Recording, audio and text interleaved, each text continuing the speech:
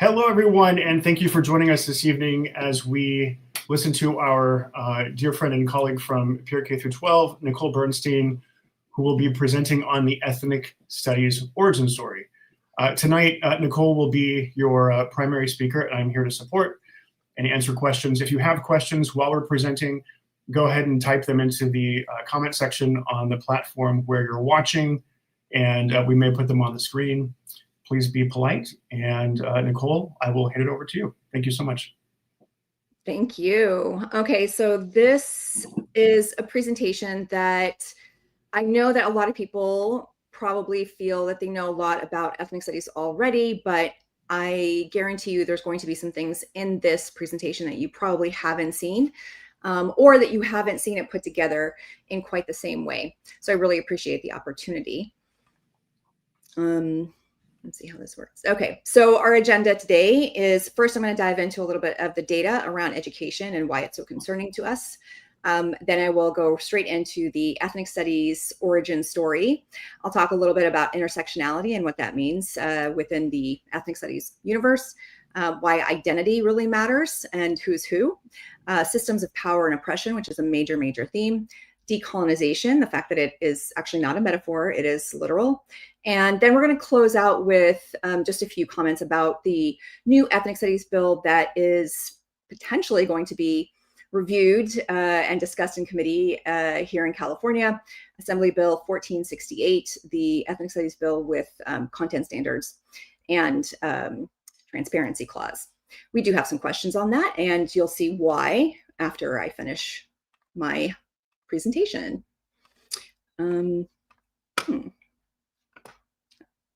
There we go.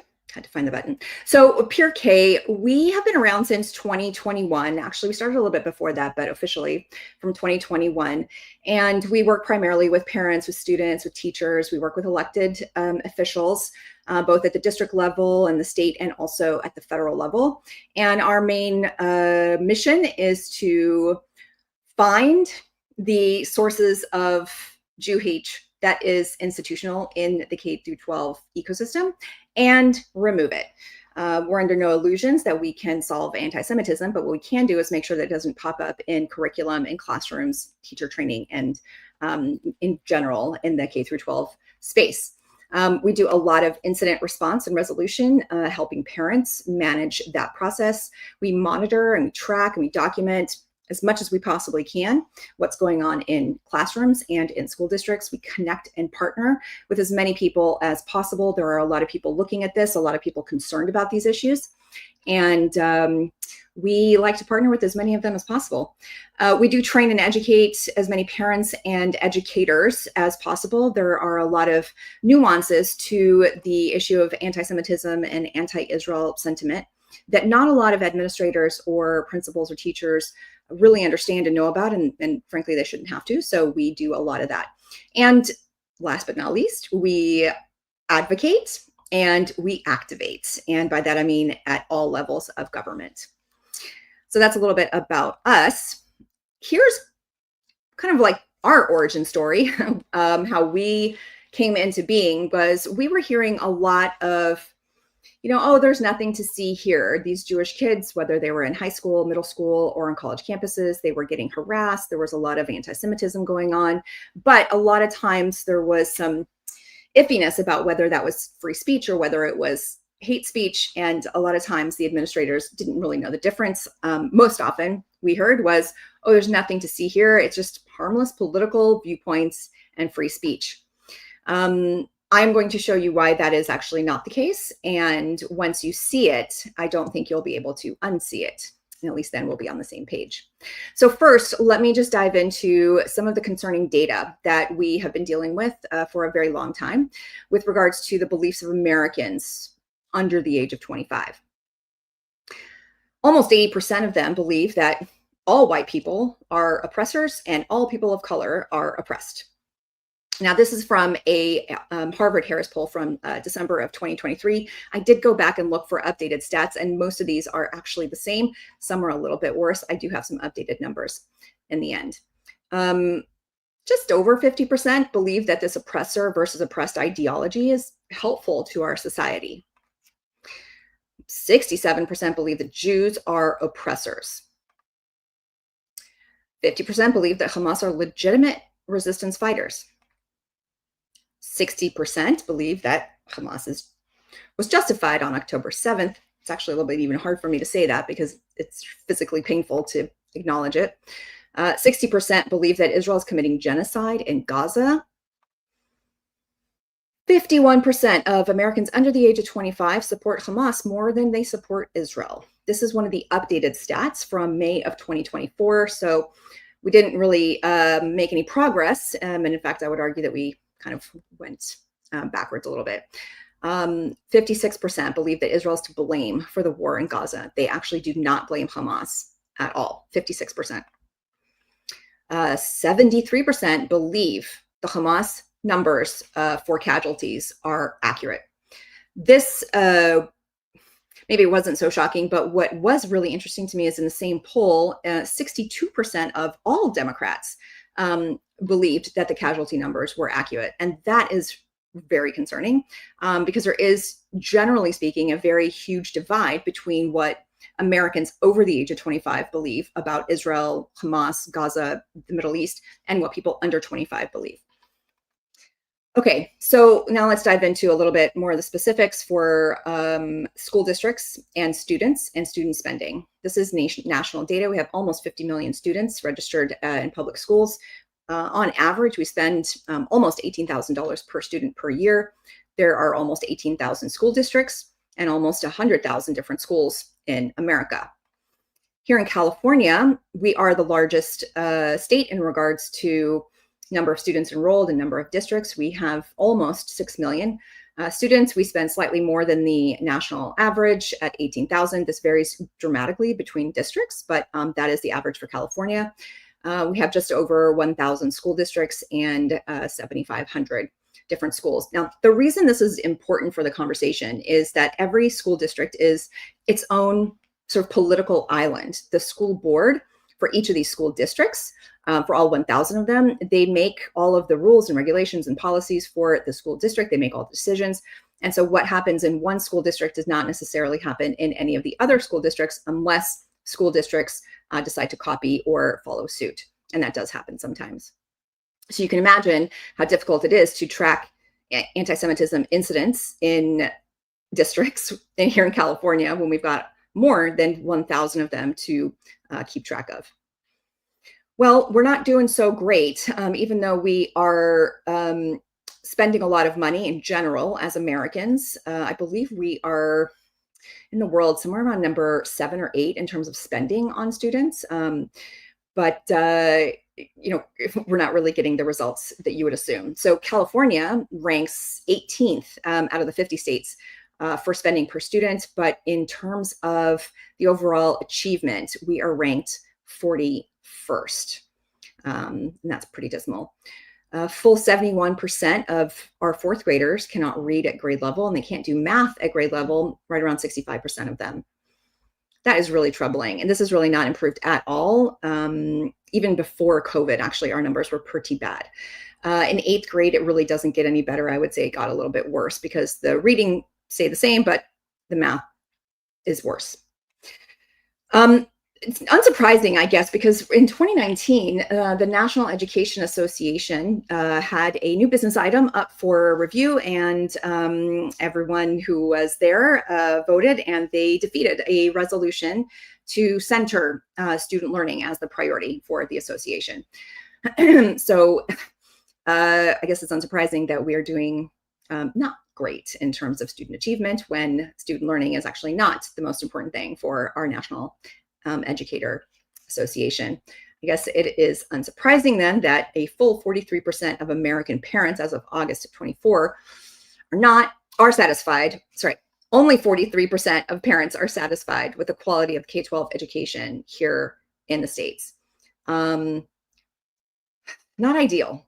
Okay, so let's kind of dive into what we're dealing with here in California, at least with ethnic studies. A lot of these things are going to show up in other states, potentially under different names, not necessarily ethnic studies. But once you start to see the framing of where this comes from and why, I think you might notice some similarities to what's going on in your state if you're not in California, even if it's not called ethnic studies. So where did ethnic studies come from? This is a bit of a timeline. I'll go quickly through this because I want to get into the actual specifics of each one. But it really started in the late 60s and San Francisco State University and UC Berkeley. Excuse me. There were student protests and a student strike that lasted for between 5 and 6 months. And we'll go into a little bit of detail about what that was. One of the requirements and the demands that the students had was for a College of Ethnic Studies. They had a 10-point demand list. And, a couple of them were that all non-white applicants, for example, to the Ethnic Studies new college would be automatically accepted, and that the hiring and firing of professors would be determined by the students. By 1993, you had more than 700 ethnic studies programs across the United States. Here in California, we had some of the biggest, UC Berkeley and UC San Diego, but also in Washington and in Colorado. The programs there were growing. In 2014, here in California, you had the first mandate for ethnic studies in a K-12 district. It was El Rancho Unified and Los Angeles Unified, followed closely behind by San Francisco, then Oakland, Sacramento, San Diego, Coachella, Montebello, Santa Ana, and Anaheim. And this was all before AB 101 passed. All right, so this was happening at individual school districts. By 2016, there was a push at the state legislature to make ethnic studies an elective. And then, of course, that transitioned into the mandate, which was led by Jose Lara. It's interesting to note that our current AG, Rob Bonta, was also one of the state legislators, representative from Oakland, who was part of the co-sponsors for the mandate for ethnic studies. Perhaps interesting to note that Oakland is one of the school districts here in California that saw the most anti-Semitism in the last year and a half, resulting from ethnic studies, which is quite unfortunate. Okay, so where did it all really come from? This Third World Liberation Front, what is that? This is a core tenet in ethnic studies. So if you have ethnic studies in your district, a huge chunk of it, especially at the beginning, is going to center on Third World Liberation Front. So the original coalition was made up of students who, from the African American Student Union, the Asian American, Mexican American, and the Native American student associations. And they rightly said that there really wasn't a lot of representation. There were not a lot of professors who came from their communities. There were not a lot of materials or books or content that really represented them. And they had, I think, what was a very good argument. The problem is that it was seen by many as an opportunity, a political opportunity. And they quickly came in and sort of took over a lot of the sort of planning and the outcomes of the student strike. And some of these include members from the New Left, which Herbert Marcuse and Angela Davis were a part of. The Weathermen later had to go underground. This was a group of students, the far left students who actually were on the FBI most wanted list for domestic terrorism. They blew up buildings and that sort of thing. You've got the militant arm of the Black Panthers. And I do say the militant arm because there is a difference. And the Brown Berets, which is the Latino version of the Black Panthers, mostly here in Southern California. You also had the National Educators Association, which I think struck me as very odd, but you'll see why that is interesting in a little bit. So the Black Student Union was really the original force behind what we all, I think, would agree is an actual legitimate problem that should be solved. Is that, all they wanted was their stories to also be taught. And they didn't want those stories to be taught by white professors who really didn't have that personal experience. And I think that's a legitimate point. I certainly wouldn't want my history and my stories to be told by someone who does not know it. That happens all the time.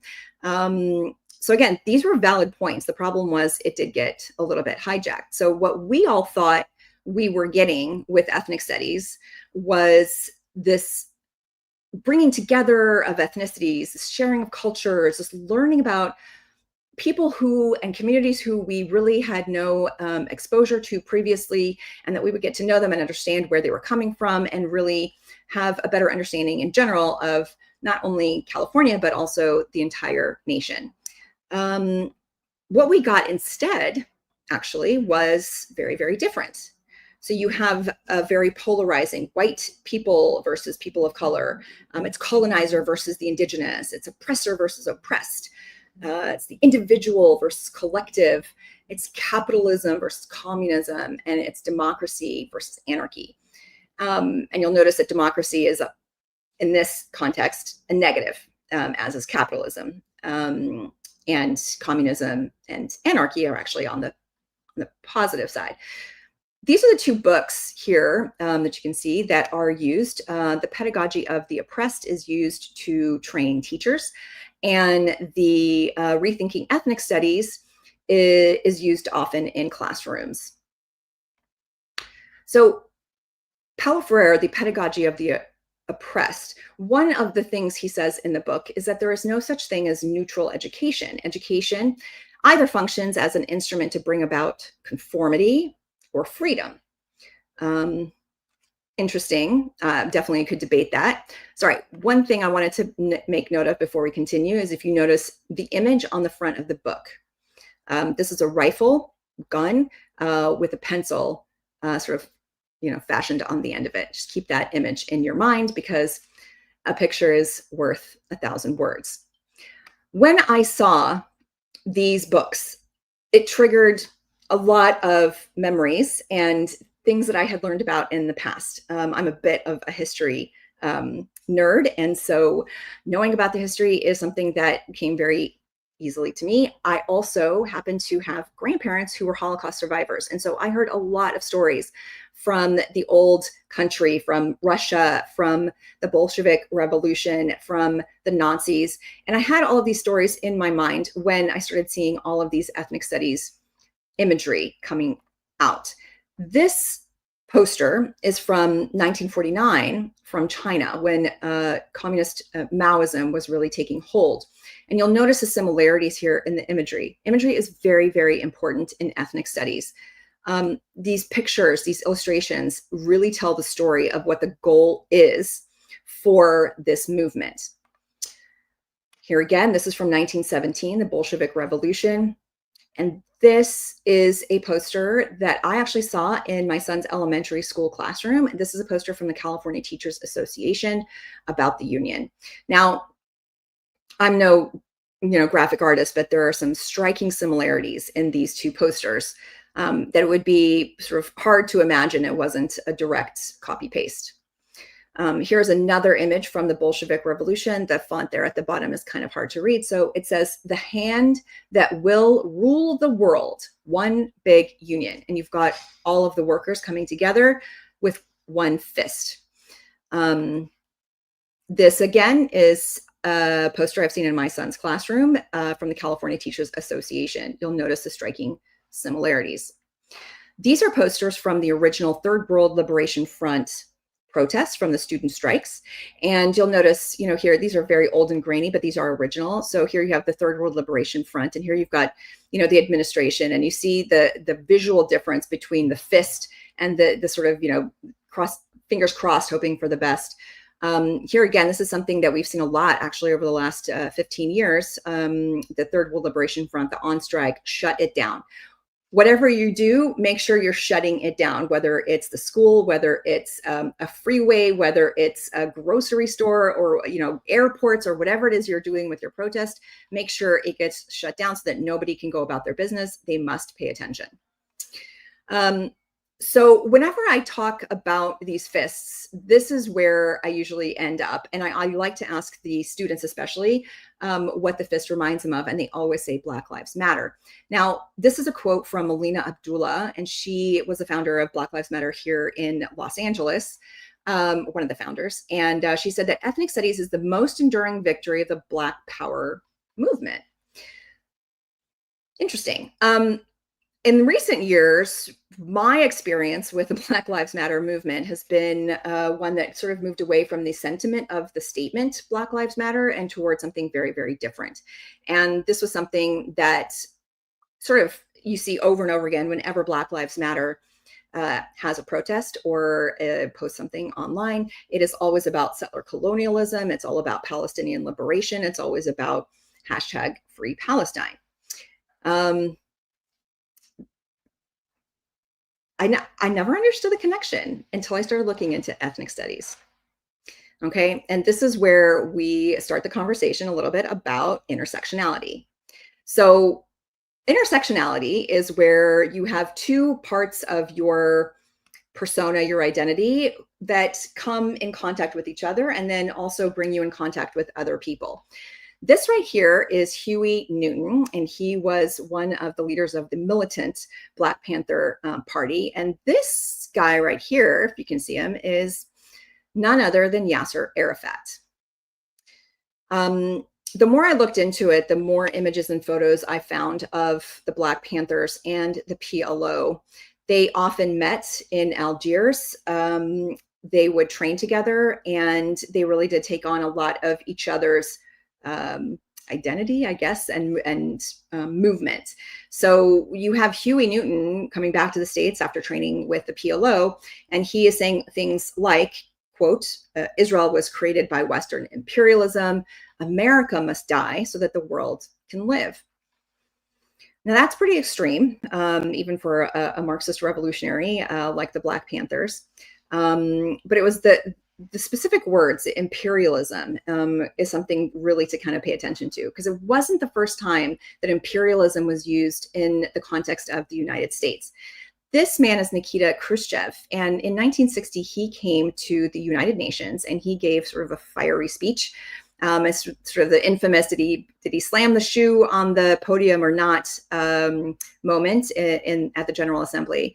And his speech was essentially, America is an imperialist and racist country. And it's the most imperialist power that's supporting colonial regimes across the world is the United States of America. So that was in 1960. And then you've got the PLO and the Black Panthers party meeting together in the late 60s. And you see the same verbiage, the same chants coming out of the Black Panthers when they come back here to the States, and they hook into the Third World Liberation Front student protests. Here again is some of that intersectionality. These are actual posters from the era where you see the intersection, as it were, of what the Americans are doing in Vietnam and what the Israelis are doing in Palestine. You've got here Israeli aggression in Palestine, quote unquote, American aggression in Vietnam. And you have imperialism and Zionism, this Zionism, and then Zionism imperialism, right? So you have from a very early time this connection being made, this intersection of struggles against big bad imperialist entities, and you start to see it really be spoken in that way. So here's where the communism part of it sort of intersects really with ethnic studies. This is Angela Davis, and Angela Davis is sort of the darling of the ethnic studies movement. Here you can see she's on a webinar, fairly recently. This was in, I think, 2021. And here she is right here, Angela Davis. And these are all of the sort of big leaders in California of the ethnic studies movement. You will recognize some of these names in a little bit when I show you the actual list of who created the model curriculum here in California. You'll see a lot of these names. So Angela Davis, she was sort of central. She was part of the Black Panthers party. She also was wanted by the FBI at some point for murder. And there was a huge trial that she somehow managed to evade doing time. She went on to become a professor, of course, and really led the ethnic studies movement. And she took all of her ideas from those days, from the late 60s, and from the PLO, and from the ideas of communism and liberation struggle, quote unquote, and brought them into American academia. Here are just some more images of that intersectionality. Here you've got, again, Yasser Arafat. Here he's attending a funeral, Lenin's wreath ceremony or something in 1974. Here you've got him with Fidel Castro, and here you've got him meeting many times. He met with Angela Davis and the Black Panther Party. This communism and terrorism and communism and ethnic studies started to become so synonymous that you did see this by any means necessary idea that was very much part of the PLO's mantra seep into American academia, American far left ideology. So here you have, again, this is the book that's used to teach teachers. And here are some actual posters from, Vietnam, Palestine. This is the PFLP. This is from La Raza. I'll go into that in just a little bit. But you notice, again, these similarities, the same imagery. Could it be a coincidence? That depends, I guess, on the context, which is sort of now one of those phrases that I cringe every time I hear it. But sometimes it does matter. Okay, so what you have is all of this going on in the context of some pretty intense post-World War II upheaval. And I think, probably the biggest one is this is where the Cold War begins between the US and Russia. Pretty much the day after World War II ended, the Cold War started between the United States and the USSR. I would argue that it has actually not stopped. We are still in the Cold War. And I'll show you in a little bit why I think that is. Here you've got a lot of different proxy battles happening between these two superpowers all across the globe. In the 60s, you've got a lot of cultural revolutions that are happening. In the late 60s, you've got the Third World Revolutions happening, a lot of that happening in Africa, especially, and Asia, and that goes into the early 70s. And then what you really have in the 70s is a solidifying of the Red-Green Alliance. Now, the Red-Green Alliance, if you don't know what that is the communist bloc countries and the Arab Islam nationalist countries. They formed a voting bloc early on, both politically and militarily, that still holds to today. And that Red and Green Alliance is really the source of a lot of the tensions that we're seeing in the Middle East currently, and I would argue also here in our backyards. So in the 50s, as all this was going on, you have the Suez Canal crisis happening in Egypt, where you have Britain and France together with Israel trying to maintain control of the Suez Canal, and Egypt, of course, getting assisted by the Russians. You've got the Cuban Revolution happening, which was very much romanticized, but it was very violent. And then here in the States, we're still dealing with desegregation and trying to desegregate our schools and our country. And by that, I mean also making sure that Jews are also not segregated against in the same vein, because that was also happening. All right, so in the 60s, you've got the Cuban Missile Crisis, not between the US and Cuba, but actually between the US and Russia. The decolonization of Africa. Here you have the Chinese Cultural Revolution. What is going on right here in this picture is called a struggle session. If you are not able to tout Mao's phrasing and ideas and mantras, you were brought out in front of a huge crowd, usually very angry mob, and they would torture you until you did one of two things. You either conceded and said what they wanted you to say, or you died. And also you have, of course, the 6-Day War happening in Israel, where again, the US was backing the Israelis, and Russia was backing the 6 or 7 Arab League nations who attacked. Of course, Israel won, and that was said to be quite humiliating for the USSR to have bet on the wrong horse. And from that point on, you really see a huge, massive undertaking in Russia against Israel. They created an entire department within the KGB called the SIG, and it was there to foment anti-Israel sentiment across the Middle East. Here in the US, what was going on at the exact same time at San Francisco State University was the Third World Liberation Front and the student protest. Kent State, again, violence erupting everywhere. You had some of these clashes of ideas. Arafat would meet again with the Black Panthers in Algiers at least 10 times.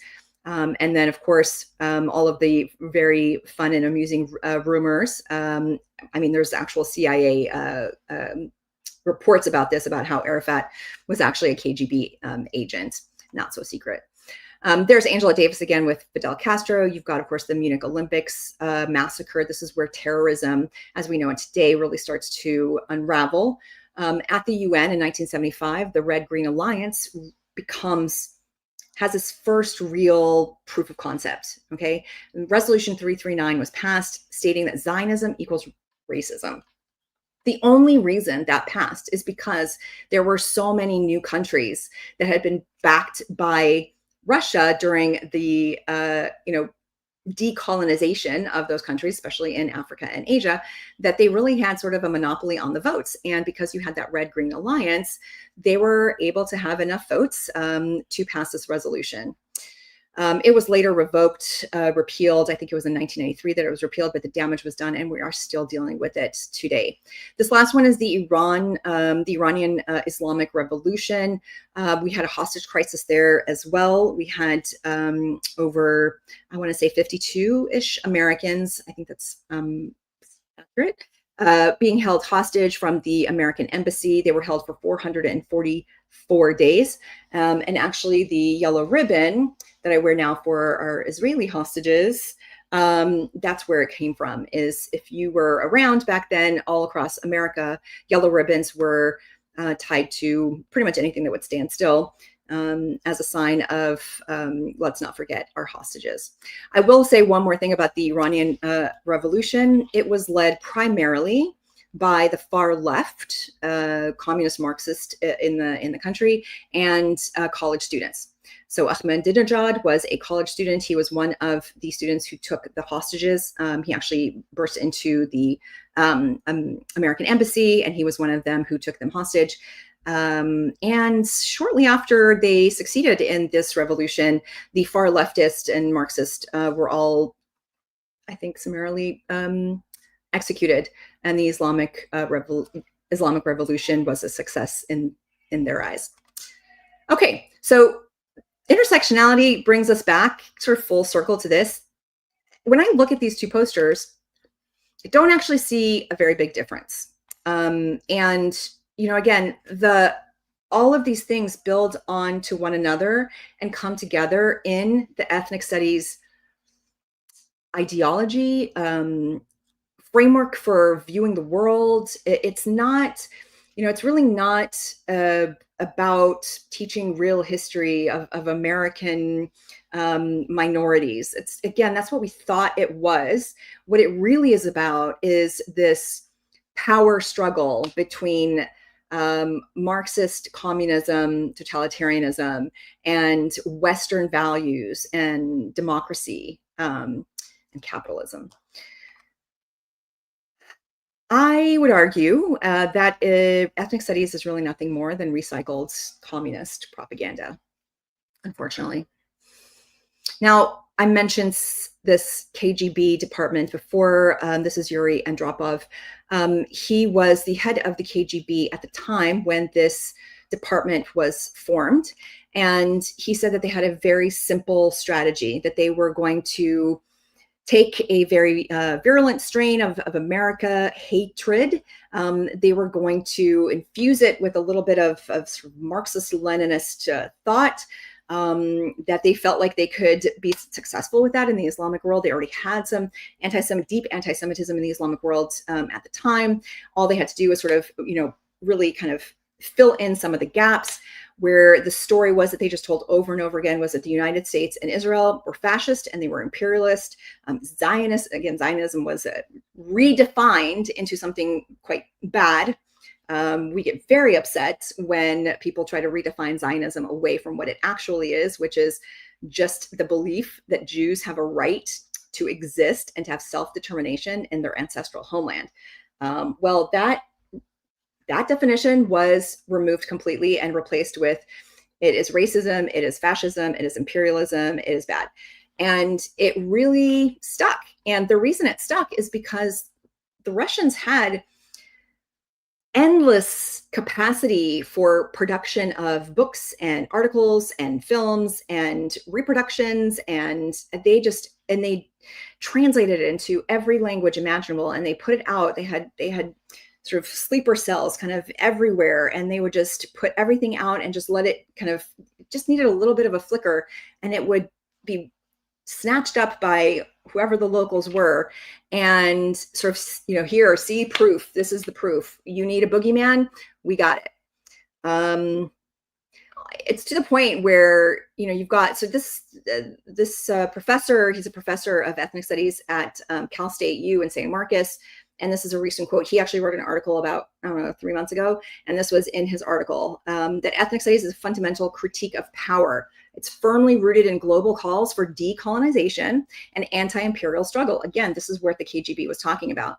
It's focused on dismantling white supremacy and settler colonialism, and racial capitalism, whatever that is, and other global structures of power. Okay. And so what he says is that the high school ethnic studies requirement in California has no other origin besides that original movement and their relevant demands. Now, I say this a lot because when you want to understand something, you really need to go to the source of where does it come from? I said before, there are many Jews on this planet who are incredibly offended when Zionism is stolen from us and redefined into something so horrible. I really urge people not to do the same to those who created, invented, defined, teach, have PhDs in ethnic studies. Believe them when they tell you what it is. This was interesting just to put it side by side. If you go back to Huey Newton back in the 60s, Israel was created by Western imperialism. Okay, ethnic studies is foundational critique of power. Like, this is the same thing. It's the same as it was in the 60s. It's the same thing now. It has not changed. It has not evolved into something else. It is not about knowing and understanding the culture and history and the struggles of immigrants in this country and how they made it. That is not what ethnic studies is. It is about Marxist communist ideas being pumped into the brains of Americans in order to bring America down from within. This is how it shows up in a lot of our schools. This was from the Oregon Educators for Palestine chapter. I brought this simply, it was one of the most recent. You see again, settler colonialism and Zionism here. Zionists have no place in the classroom. This is all just recycled communist KGB propaganda. Here's some of the original stuff. Okay, so you've got, the dollar sign and the Star of David is holding his shackles, and, the imagery here. This is one that is really, you see this over and over again, that, Israel is committing genocide, just like the Nazis committed genocide, now that Jews are committing genocide. So this poster was original to the KGB, the department. They put this out, that, basically suckling on the same thing. And then this is an age-old trope. I mean, this goes way back to, I don't even know till when, but this idea that the Jewish hold is global and their tentacles are reaching out, across the globe, and we engulf and take over. In the past, Jews were hated because we didn't have a state. And then we have Israel now. And so now we're hated because we have Israel. And we were dispersed into all the countries across the world. and people hated us for that. And then we went back to Israel, and then people hated us for that. And so there's really nothing here that I think the Jews or the Israelis can do that will make people happy. And so I think we should stop trying. That's just my opinion. Where are we today? Okay, so this is another professor of ethnic studies, and he spends a lot of time with the ethnic studies elite. This is a social movement. It is a vehicle, and it's a commitment to a political project. They are very clear in stating exactly what this is. They do not waver. Now, from around 2011, where the Critical Ethnic Studies Association was founded, you had all 13 of those founding members were card-carrying BDS activists, and they were La Raza and Chicano studies educators. I'll show you what that means in a minute if you don't already know. In 2014 and 15, La Raza movement and the Union del Barrio, they started funding candidates for elected office, and they got a few people elected onto some school boards. They also were the ones who really pushed for and promoted the idea of mandating ethnic studies here in California. Around 2018, 2019 is when the first version of the ethnic studies model curriculum came out, and it was rejected almost unilaterally. I mean, it was really, everyone thought it was awful except for the committee who wrote it, and I'll get into them in just a second. Shortly thereafter, they got so upset that they removed their names from the model curriculum, and they went and started their own business called Liberated Ethnic Studies Model Curriculum Consortium. Try saying that really fast 3 times. And in 2021, in October, it did finally pass AB 101. There were 7 guardrails that needed to be put in place. Most of the guardrails, though, started with the phrase, "It is the intent of the legislature," which means we hope that you listen, but of course, we can't do anything about it if you don't. Right after that, there was this commitment of intent that came out, and it was a petition that was signed by 40 California school districts, pretty much every teacher union in California, every single one of the UC Ethnic Studies departments and the CSU Ethnic Studies departments in California, saying, we want the original first draft of the model curriculum. We do not want this watered down version. Well, why not? So this is just one snippet from the original version that I wanted to show you all. Okay, so you've got some pretty, okay, so there's Palestinians, they call it the Nakba, and that's pretty one-sided. And I like to refer to it as the War of 1948. So it's more objective than calling it either the Independence War or the Nakba. But they chose to put Nakba in here. Okay.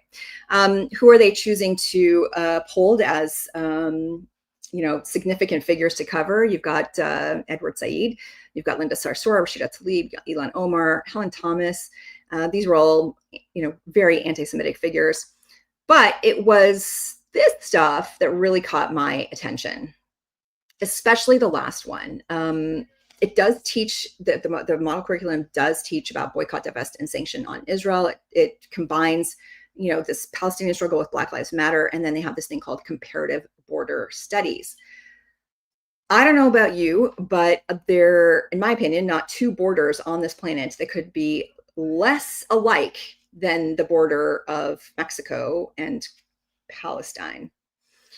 So how did this happen, and who did it? Identity is a really big part of ethnic studies. And so let's dive into the identity of some of these folks who wrote the original model curriculum. Oh, my arrow's got a little off center there. So we've got a few people here that I wanted to highlight.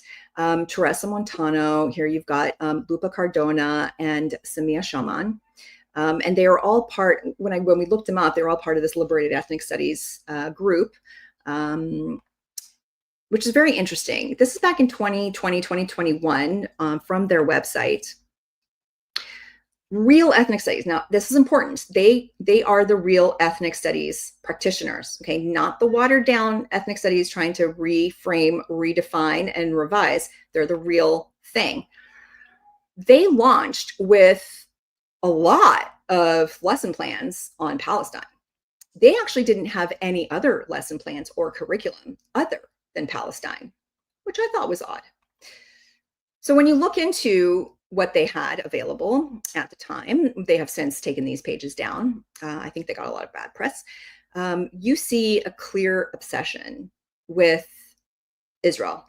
And they don't call them Israelis or Jews, it's Zionist. And they're right-wing Zionists. They're white supremacist Zionists. There's tips here on how to organize your school and your district, and to do it sort of in a way that evades, notice from the powers that be. Here's some resources that they're going to give you. And these resources are, by the way, all of the same resources that keep popping up in pretty much every ethnic studies model curriculum that we have seen in every single school district that we have worked in California and outside of California. So this list didn't really go anywhere. They just took it off this page and put it into curriculum that they started selling into school districts for a lot of money. I always like to joke that they are the worst Marxists in the history of Marxism, because they charge upwards of $1,500 an hour to train teachers on their brand of Marxism. So who are they? Dr. Teresa Montano, she is sort of the elder statesman, I would say. She was part of the original Third World Liberation Front. She has a PhD, a master's degree, a bachelor's in Mexican American Studies. She was on the curriculum committee here in California that wrote the first version. She also has held pretty much every important seat you could possibly imagine on every single teacher union you didn't know existed. She's a founder of the Liberated Ethnic Studies. She is a member of the Union del Barrio, La Raza, and ARE, which is the Association of Raza Educators. And she is currently a sitting trustee on the Los Angeles County Board of Education. Those are some really intense credentials. I mean, if you were looking for experts in ethnic studies, this is the kind of person you would want. So this is what she said after the California legislature said that they were not going to pass the first version of the model curriculum because it was so biased. She said that they have given in to the pressures of the white supremacists, the right-wing conservatives, the Alliance for Constructive Ethnic Studies, the Educational Excellence, and the Hoover Institute, and yes, the ADL. So here she was on a webinar calling the ADL a white supremacist organization for saying that they really don't want anti-Semitism to be indoctrinated and taught to students in California. Okay, so Samia Shaman, another very highly educated, very specific in ethnic studies. They have the credentials needed to do the work. She has 25 years experience. She's up in San Mateo. And she's one of the original drafters. She is also the co-founder of teachpalestine.org, and she's the coordinator for Middle East Children Alliance, which I believe is now currently under investigation. What's really fascinating to me is that she wrote the anti-Semitism toolkit for the Black Lives Matter at School website. She's affiliated with CARE and AROC up in the Bay Area, and there's Mecca and Teach Palestine and the Palestinian Youth Movement. This is from her bio page on Palestine Brights. When she isn't working, she likes running and reading and sharing and being a proud parent of her boy-girl twins, Jihad and Falestine. Those are her kids. George Pacheco, he is also really interesting. He was a teacher trainer. Actually, before that, when he was in college, he was one of the leaders of the BDS movement on his campus, and he was a member of the Students for Justice in Palestine chapter. He then went on to obviously get a degree in ethnic studies. He became an ethnic studies teacher trainer, and he currently sits on the Santa Clara County Board of Education. He is one of the trustees. He said during one of the trainings up in Santa Clara, this is him training teachers on ethnic studies, that you must be grounded in the correct politics to educate students in order to tackle the white colonialist regime and of the US, which is a parasitic system. And he said the Marxist underpinnings of ethnic studies does scare some people away, so, be careful. He's a trustee. This is Roslyn. She goes by Lynn Lee. She's a teacher up in Santa Ana. I don't know if you've heard, they've had some trouble there with some legal trouble due to their ethnic studies implementation. She referred to the one Jewish person on that committee as a colonized Jewish mind, a pretender, an effing baby. It's stupid. And the reason she called him these things was because he had some reservations about some of the things they were putting into the ethnic studies. She also called the Jewish Federation of Orange County racist Zionists. She claimed that Jews have it better than everybody else and that there's no need to share both sides, even though, by the way, that is an ed code in California that if you are going to be teaching a controversial issue, you must present both sides of the controversy in an equal manner. She didn't really think that that was a good idea because we only support oppressed people and Jews are oppressors. If you recall at the beginning, when I talked about some of the stats of the people in this country under the age of 25, how many of them believe that Jews are white oppressors? The reason is that there are many teachers like this who believe that and are teaching it. Now, there are a lot of teachers who don't and do not teach it, but the problem is these are the ones writing the model curriculum. These are the ones writing the curriculum for our districts for ethnic studies. And the reason is because they're the ones that have PhDs in ethnic studies. And so you're not going to get a rational, teacher with really good intentions who does not believe that Jews are, racist oppressors, so whatever, writing this curriculum because they don't have degrees in ethnic studies. She does. One last thing here. I wanted people to really also pay attention to, there's a lot of other words that this sort of ideology goes by. Community responsive education is one that I keep hearing a lot. And it's very interesting because this ideology really is very, very subversive in that it will come to you with two truths and one lie, and then it sort of draws you in. And then slowly it transitions to two lies and then one truth. And so you're sort of like, still kind of like, well, that doesn't really sound right, but I guess, you're the expert. And then once they've got you in and sort of in this sort of cultish mindset, that's when they switch over and it's full lies all the time. So that's how it happens. Something that sounds pretty good, like culturally responsive, community responsive education, which is good maybe at the beginning, then transitions into something really not good. I wanted to make a note here. The guy who wrote the book, one of the guys, was also on the committee who created the original curriculum. I've also considered an expert. And so is she, Christine Sleater. She also wrote this other book on how to, transform ethnic studies inside the schools. And she said that ethnic studies, when guided by critical race theory, that's when things are being taken in the right direction. When ethnic studies is not guided by critical race theory, that's when you get the watered down, the fake version, the not real ethnic studies. So now you know. Unsurprisingly, also back in 2019, the same National Educators Association did pass a bill mandating the teaching and providing of materials to teach critical race theory. They will provide a full study and all of the information you need on critiquing empire, on white supremacy, on anti-Blackness, anti-indigeneity, racism, patriarchy, capitalism, ableism, and other forms of power and oppression. So while they are not going to be centering student learning, they are going to focus heavily on this. This business item also came with about a $180,000, I believe, budget in order to implement all of this and make sure that, all the teachers had that. Not surprising that a lot of California teacher union groups have passed very anti-Semitic, pro-BDS, anti-Israel, pro-ceasefire, and anti-Zionist resolutions. All the way from the national ones, the NEA, the AFT, the UFT, the CFEA, the CFT. I feel like it's too many to even read.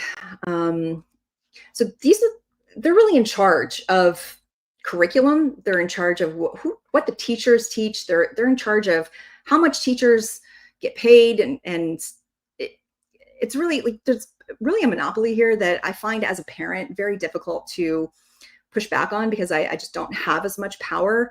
If you really want to talk about systems of power within ethnic studies, what you could do is an entire theses just on teacher unions, because that is a system of power. Unsurprisingly, we've got about just over 78 curriculum providers into K through 12 districts here in America that are provided solely by companies affiliated with Qatar and the Muslim Brotherhood. Here's some of them. This is not an exhaustive list, but you can see some of these, how they interweave. Some of them, like this one and this one, are considered mainstream, and that is very dangerous. I want to focus on the Union del Barrio. I've mentioned them a couple of times. This is their website, and you can go on there right now and you can see all of this yourself. But what they are really focused on is their revolutionary nationalism. They demand a complete transformation of social and economic and all the political institutions that are currently, what is oppressing them. They're the most anti-imperialist and the most revolutionary nationalist. Raza, here in the occupied territories of Aztlan. I did not know what that was, so I looked it up. That is the occupied territories of Aztlan. As you can clearly see, a lot of states in the Union, I guess, are technically Aztlan. So when they talk about from native lands to Palestine and this annexation, and you see, this map of the US and map of Israel, this is intersectionality. Okay, so they're trying to show you here that the big bad Zionist Jew stole the land from the brown Palestinians in exactly the same way that the bad white capitalist stole the land from Native people and from the Raza people, and it must be given back. And that is really not a metaphor. If you have in your district a land acknowledgement, this is what you are acknowledging. This is what it means to do a land acknowledgement, that the land was stolen, that it is currently stolen, that it's unceded, and that the US is illegitimate. Yeah. They also would like to decolonize the curriculum. I think that means removing pretty much everything that we ever had here as foundational to the United States of America. Get rid of that and replace it with something that they think is better. This is from the Liberated Ethnic States people again. Here's what they're chanting. They were chanting last summer in the streets of America: death to America. Death to Israel, death to America. So when they tell you that they want to decolonize the land, they mean it. They're very literal. This is not a metaphor. They are serious. This is what they've been training for all these years. Okay? This is not a metaphor. This was October 8th, 2023, less than a day. The Liberated Ethnic Studies, that whole group of people I just showed you, this is what they posted on October 8th. Free Palestine. October 12th, practical tips on solidarity with Palestine. This was Black Lives Matter at school. The Chicago chapter posted that horrendous tweet. Here's what they did on October 17th. This is before Israel even retaliated. They were still counting the bodies. This is very small, but it basically says we hold Israel 100% completely responsible for everything that happened. Full stop. By the way, this right here, the framework on anti-Semitism and collective liberation, that's Dr. Samia Shaman's piece. Oh, by December, they were saying that Palestine is ethnic studies. So there's that. Here they teach you all about how to be a badass teacher and teach all of these things without getting caught. Oh, this is actually a typo. This was January 16th, 2024. My bad. This is May 21st. Let's Samia again. We're going to be teaching Gaza now. There's a lot of ways that you can teach Gaza, that you should be teaching Gaza right now in K through 12. And here are all the ways. They post this all the time. I mean, you've got, and this goes from higher ed all the way down to K-12, but you've got here the Harvard ethnic studies groups, Black Lives Matter and Palestinian Lives Matter. I was under the impression that you don't co-opt Black Lives Matter. You don't. And I respect that. Except for Palestinians. They can do it. this is the intersectionality coming back full force. For them, it's one and the same. It's really not, but that's what they have been taught and indoctrinated with, and that's what the teachers are teaching and indoctrinating. And so that's what an entire generation of Americans have come to believe. Here we've got October 23rd and December 10th. This is Teresa Montano and Lupe. Justice for Palestine and the decolonized Palestine and the occupation. I mean, she's got a PhD, so hopefully she knows that there was no occupation of Gaza because Israel left. But what she's talking about is not Gaza, because see, she's got the entire map here. What she's talking about is decolonize all of it, which means get rid of the Jews, kick them out, kill them, do whatever you need to do, get rid of them. That's what she's promoting on October 23rd. She got sued. She won that lawsuit, unfortunately, but there was a lot of money that she was kind of putting behind this. But here are all the organizations that helped her and Lupe beat that lawsuit. And again, the Zionists, those big bad Zionists, are using the legal system to tell us what to do, that we can't be anti-Semitic. Yeah, it's not an anomaly when it happens in ethnic studies. It's a core feature. It really is a core feature. I hear this all the time. Oh, that could never happen in America. What happened in Germany and what that could never happen here. But it is happening. This is a cartoon that illustrates desegregation. Actually, I had the original picture earlier. And here you have a young Jewish student at UCLA, visibly Jewish, who was prevented from entering the campus multiple times. And yeah, so when they say it could never happen, it does. This was also last summer out in front of the White House. They were chanting jihad victory or martyrdom, kill another Zionist now. I mean, that's gone beyond the sort of metaphorical use of the term Zionist. I mean, they are actively calling for the murder and genocide of Jews. And apparently this is free speech, at least according to Harvard, MIT, and Penn. Okay, so there's a bill up currently, and this is where Dylan comes in, but I have a few questions that PeerK has with regards to AB 1468. And this is for really, I guess, the general public, just some food for thought for you all. Okay, so what AB 1468 tries to do is redefine ethnic studies into something that it is not. It talks about, cultural learning and interdisciplinary studies of something. Now you know what ethnic studies really is. Why are we constantly trying to redefine it into being something it's not?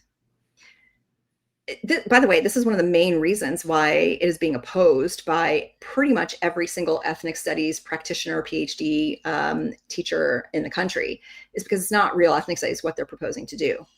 Okay, well, why are they trying to do that? And Dylan, I'll let you jump in. Just let me get all my questions out and then you can jump in.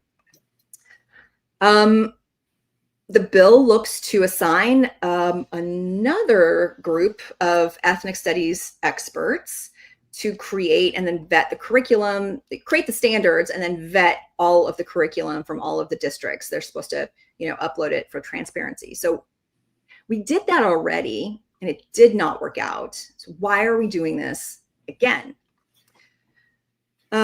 Biggest issue for me as a parent in public school is that the bill has no enforcement mechanism and there are no repercussions for violations. And so what's the point of going through all this trouble to create curriculum content standards and to require every district to be transparent and to upload it into a system if you are not going to do anything if they violate those standards? I don't get it.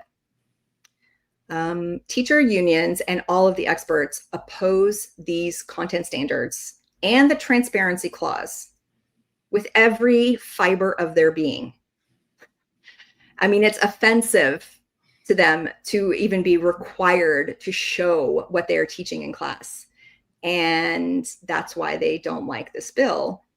So why don't they like transparency very much? And a bonus question.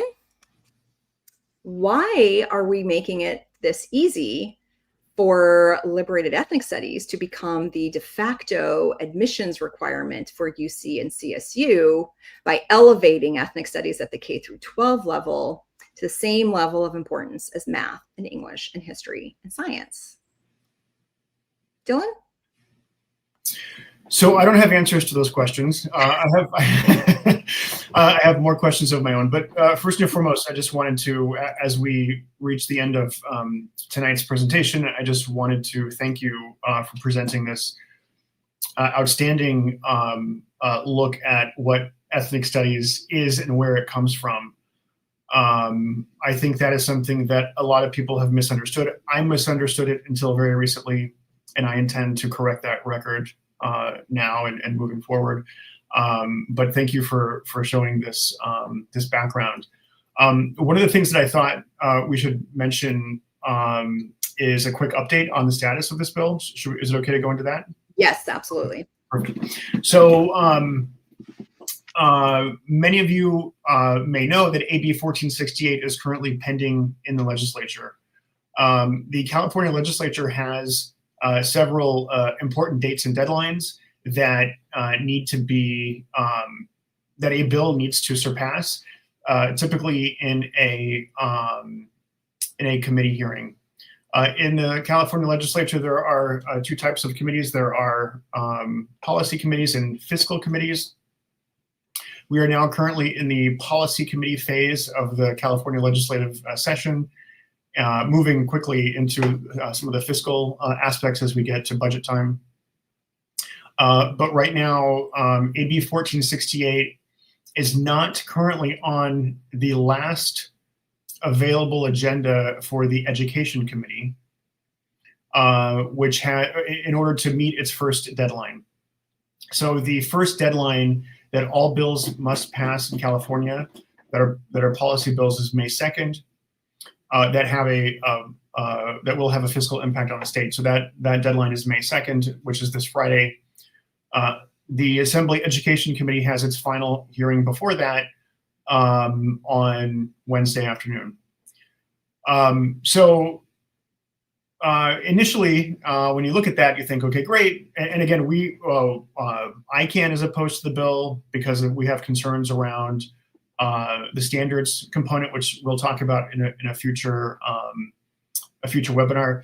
Nicole, I think maybe next Sunday or Monday we'll do this again, because what I'd like to do is take what you presented here and show how much of what you presented is actually in the ethnic studies model curriculum currently on the Department of Education website. It's not as bad as the original version, but it's still pretty bad relative to what it should be. So maybe we'll do that in about a week. So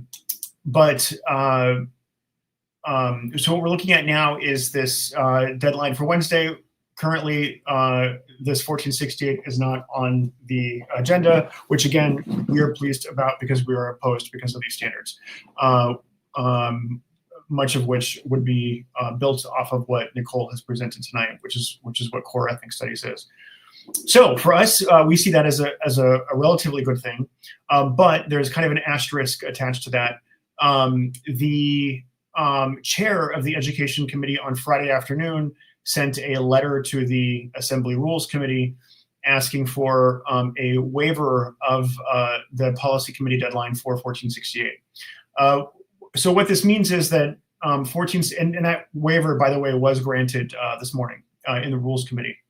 So with that waiver having been granted this morning, the bill essentially has effectively until May 23rd, when it hits its next deadline, to both pass a special hearing under the California Assembly Education Committee, and it also has to pass out of the Appropriations Committee by the 23rd of May. So That's currently where the bill stands now. There have been no amendments submitted to the chair that have been part of any public process or disclosable process. I have requested updates from the bill authors. They have not yet gotten back to me to tell me what's going on, which everybody's pretty tight-lipped around this bill, which is fine. But that's currently where we're at now. We are in a little bit of a holding pattern. For those of us who oppose the bill, we have to keep up the pressure and help explain why we're concerned about certain key provisions of the bill before it moves forward. So I think, did I miss anything, Nicole? Is that? No, I think I think that's it. And you know, a lot of times what I hear is, well, we should be teaching real history and that, you know, the tough stories. We should be teaching that. Why don't you want to teach real history in class? And I always respond to that. First of all, I 100% do want to. We should be teaching that in history. And can you please show me where in our history curriculum we're not teaching real history? And that's sort of where the answers don't flow so clearly. Prove to me that we are not teaching about the horrors of slavery and about what happened really in this country and how, you know, our origin story, but then also show me how we are not teaching how this country overcame those things. I think that is one of the biggest, I guess, misunderstandings, is that we don't need ethnic studies to teach the real history of what happened in this country. We should be teaching that in history.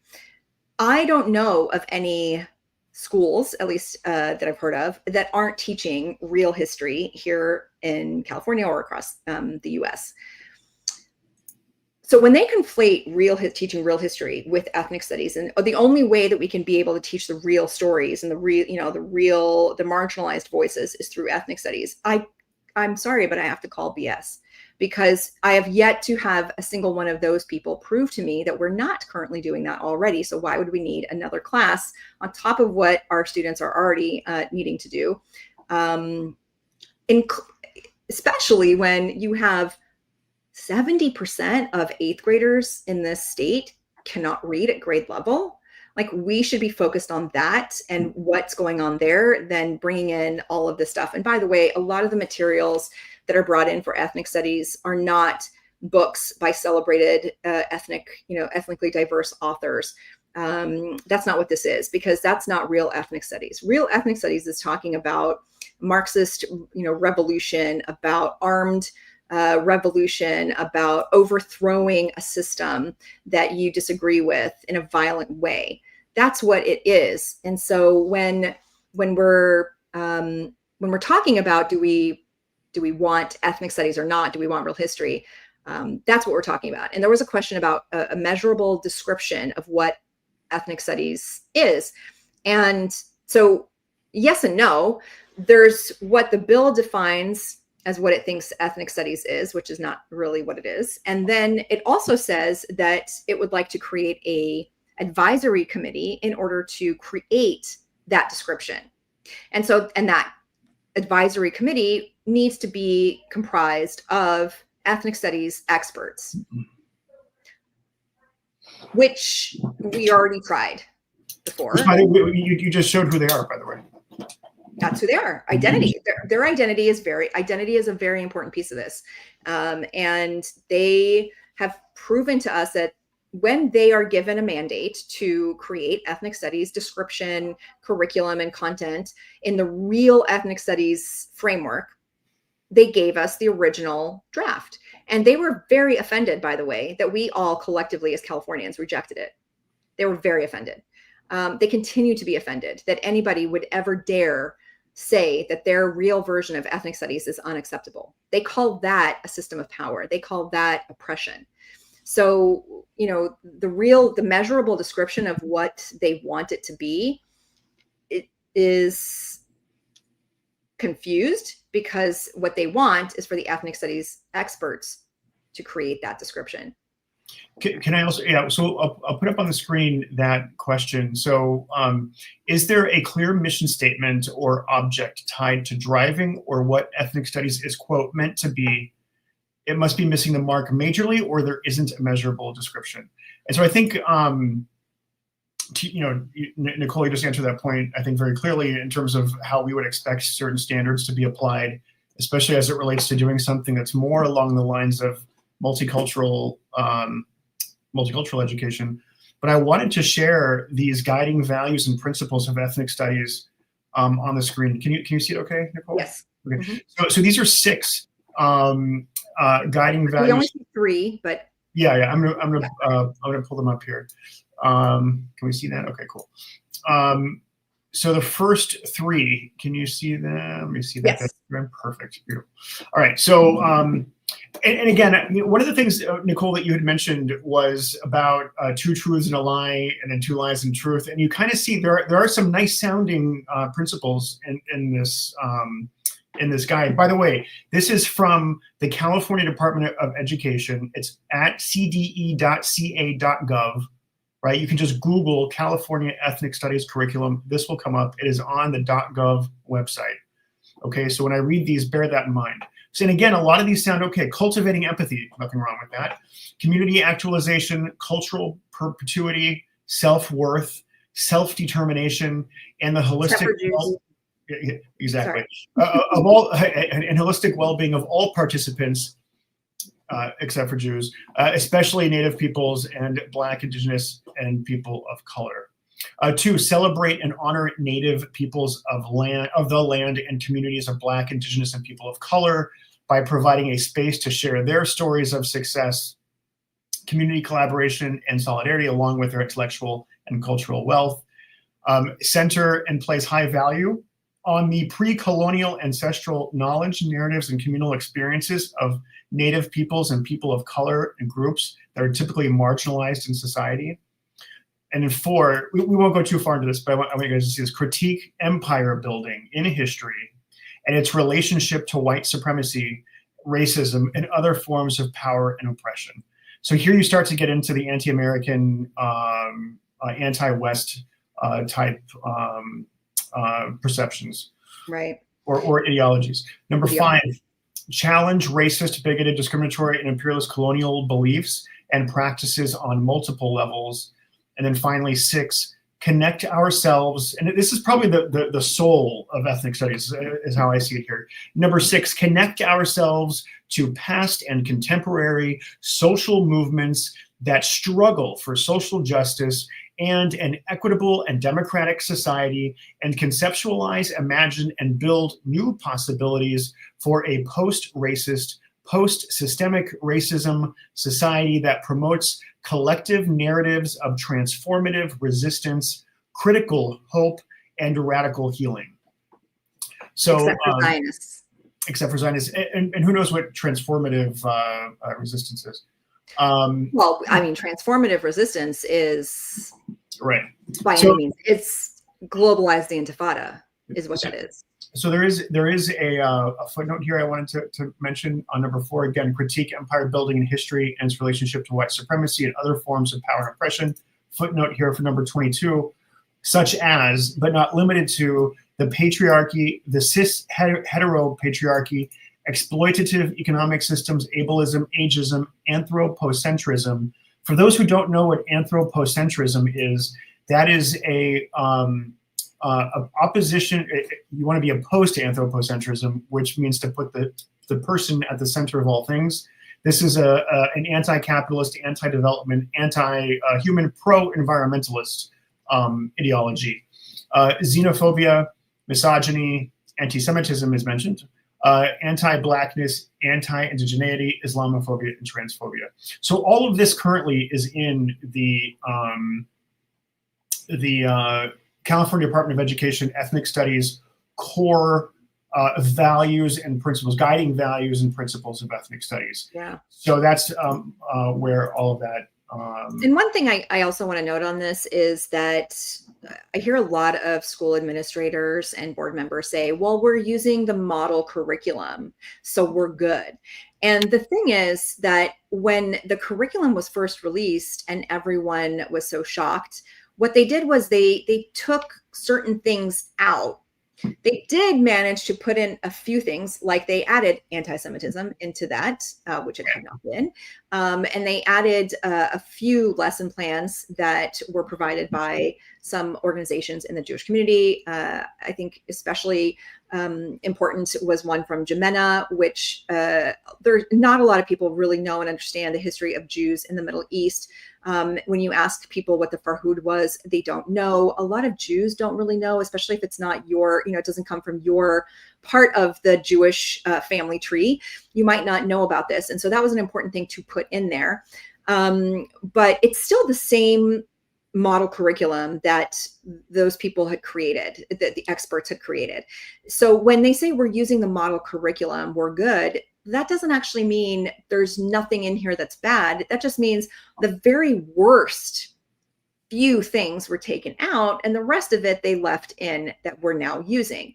Land acknowledgement, I think, is a really big one that I see, sort of popping up all the time. And a lot of people think, well, it's not actually going to give the land back. And it's like, no, but they are. That's the point, is that they bring you in with something that sounds really innocuous, like we're going to honor and sort of, just want to mention that we are on, the land of what used to be the, fill in the blank, Native American tribe, which, by the way, I think is a lovely gesture and sort of gives homage, whatever. But it's really for the purpose of step one is to admit that you are on stolen land. Step two is to begin the process of reparations. The step three is to decolonize land, and step four is, by any means necessary. So it's bringing you in with something that sounds really fine, actually, that I think we would all appreciate objectively. And then it draws you in. Now, by that time, you're sort of bought into some of these things. And so you've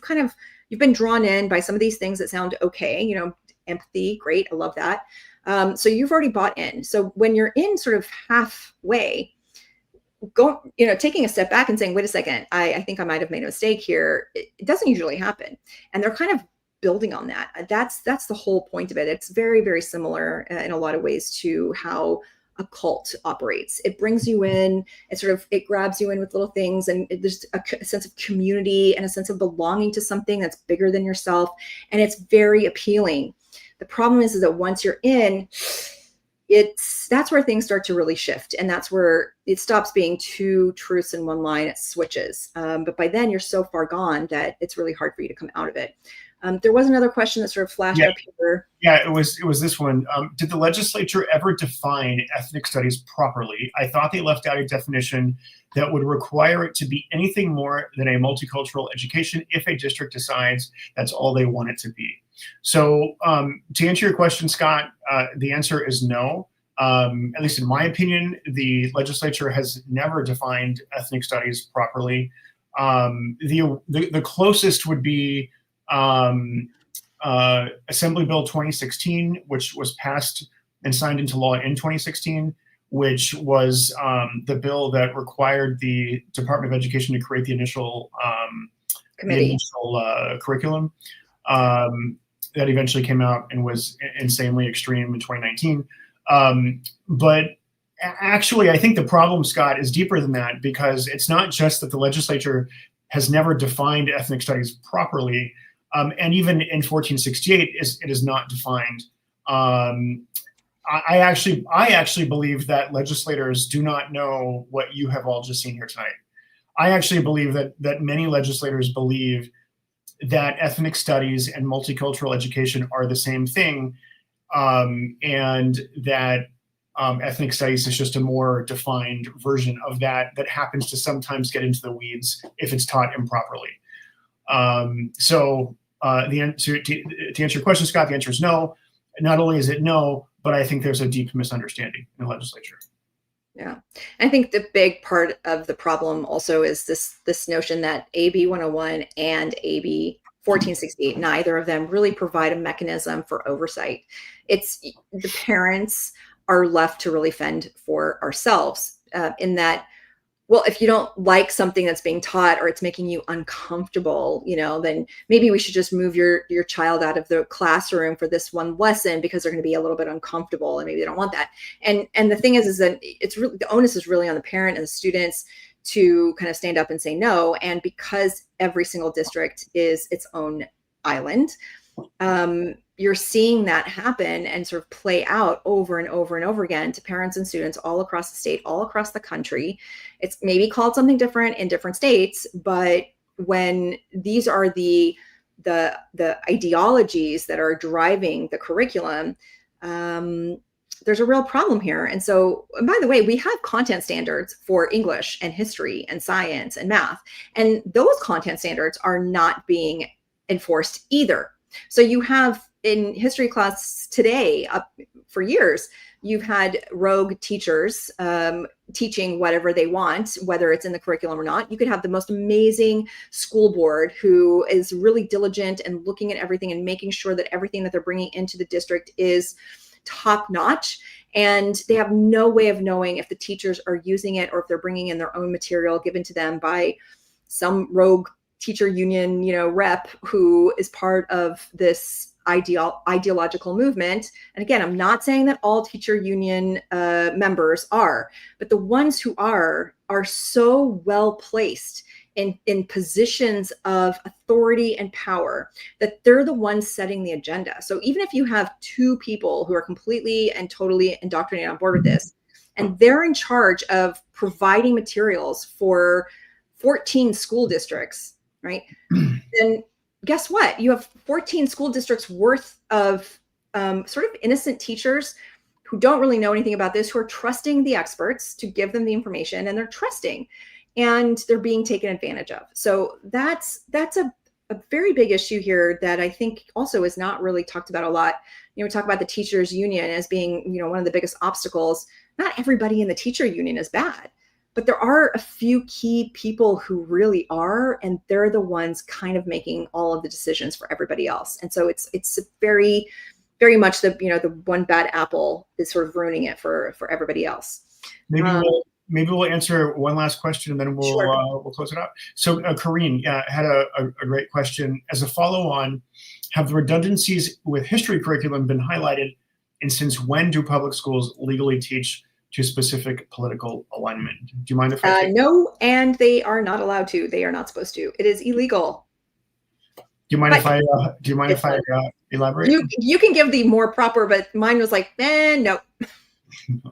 So to the first question about redundancies with the history curriculum, that is something that, again, I'd like to highlight next week. So again, I don't know if we'll do it Sunday night or Monday night, Corinne, but we'll come back and we'll show you those redundancies. And also what we'll do is we will show you what ethnic studies standards look like in other states. Many people, I guess we'll do a little preview here for next week. Many people think that California, and in fact, the authors of this legislation, 1468, believe that California is the tip of the spear as it relates to ethnic studies, and that they are leading the way. They are not leading the way. And in fact, I now understand that much of the opposition from the teachers unions and the ethnic studies proponents is because proponents of this bill are trying to basically create a multicultural education curriculum, which again already exists in law. The main author of 1468 was the main sponsor of it back in 2011 with the Fair Education Act. There was no need for any new laws in order to get the kind of multicultural education that we need in our public schools. So we can set that aside. But if we look at ethnic studies standards, there are standards that have been passed into law by states like Minnesota and Oregon. You can look at them. They're available to check out. That is what proponents of ethnic studies actually want. And what you'll see next week is that it is ethnic studies embedded into all of the social sciences throughout K through 12. So it is not just a course as part of a high school graduation requirement. It is embedded throughout the curriculum, throughout the social studies curriculum. It is not on its own. And actually, if you look at and pay attention to the opposition statements from the ethnic studies proponents today who are opposed to this because they want this a more expansive version of their radical ethnic studies curriculum. They're saying that it is interdisciplinary and it cannot be on its own. It cannot be its own discipline. And so that's the reality that we are in. And actually, if you look at the history standards that already exist for K through 12 public schools in California, that is what they're trying to kind of whittle down ethnic studies to its core, what they believe is a core multicultural education center. And that is simply not the case. So we will see. I'll show you next week. We can look at what the current standards look like for these issues. I'll also show you how there is new legislation that has been introduced by the Black Caucus in Sacramento that addresses the concerns that proponents of 1468, these are people like JPAC, the Jewish Federations, ADL, those kinds of organizations, that they're supporting, if they were actually interested in supporting the teaching of African American history or Black history or any other kinds of history or about their stories, there are other bills that they could be supporting, and yet they are not. So I don't know why they are so stuck on this, because it's the wrong path. Those redundancies have not been highlighted. We plan to do that next week. And Corinne, also to your point about the political alignment, it is illegal. And what I mentioned in previous sessions is that it is my belief that the ethnic studies curriculum, as it stands now, it's a 700-page document. You can get it on the Department of Education website. It is my belief that that curriculum is inherently incompatible with the anti-discrimination and anti-bias provisions that exist elsewhere in the code. And so, insofar as that last question, if it's illegal, can they be sued? The answer is yes. Part of the reason that we are so opposed at ICANN, that we are so opposed to AB 1468, is because it puts the burden of enforcement on the parents and on organizations, Jewish organizations in many cases, to push back. Whereas the Attorney General and the Department of Education, under the Superintendent of Public Instruction, they should be the ones that are leading the way to ensure that state law is being enforced by these local education agencies. Our legislature has a duty as well to perform oversight over these agencies, both the Attorney General's office and Department of Education. When AB 1468 fails this session, and we hope it doesn't make it through, at least not in its current form, we should be going back now to the Attorney General, to the Department of Education, and to the legislature saying, where is the enforcement and where is the oversight? Because right now, this bill is not moving forward. And just to give some commentary on the legislative process, this bill has stalled before it's even entered its first committee. That is a remarkable kind of rejection from the colleagues of the proponents of this bill to say it should not move forward in its current form. And I'm sure that's done for many reasons. So anyway, that's kind of the quick update on 1468. The issue with standards, which again we'll explore next week, and we will send you all more information on whether that's going to be Sunday night or Monday night. Maybe we'll do Monday night just to keep it consistent, and we will take it from there. And just one last point on the AG and enforcing those laws and those standards. If anybody here wants a fill in or connect a dot for themselves, why don't you go look up Rob Bonta endorsements? He has a website where he has posted all of the endorsements that he's received. And you'll see why he is not enforcing any of these ed codes. Pretty much every single endorsement and every single amount of political money he has received has been from one various teacher union to another. He's got about 50 of them up on his website, all different names and variations of them. But he is very much beholden to the teacher unions and will likely not be doing anything to rock that boat. And so again, the burden falls onto parents in over the just over 1,000 school districts in California to monitor what's going on, because we do not have an attorney general who is really looking out for our best interest and for the safety of our kids. I will leave you with that. Agreed. All right. Well, thank you, Nicole, again for an amazing presentation. Hopefully, you'll be able to join next week as we do, not to put you on the spot, but as we carry on this conversation. And again, 1468, it is not dead. It has a setback this week, but it can still be resurrected. So we need to be vigilant and keep a close eye. So, and until then, we'll see you all again. All right. Good night.